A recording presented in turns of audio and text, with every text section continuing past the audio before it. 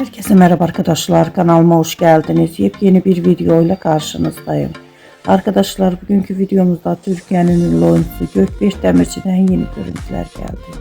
Gökberk Demirci arkadaşlarıyla birlikte eğlenceli mekandan muhteşem görüntülerini sosyal medya hesabından paylaştı.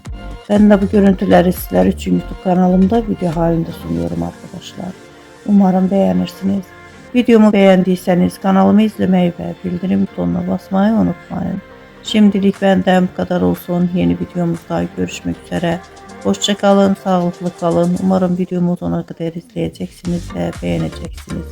İyi seyirler.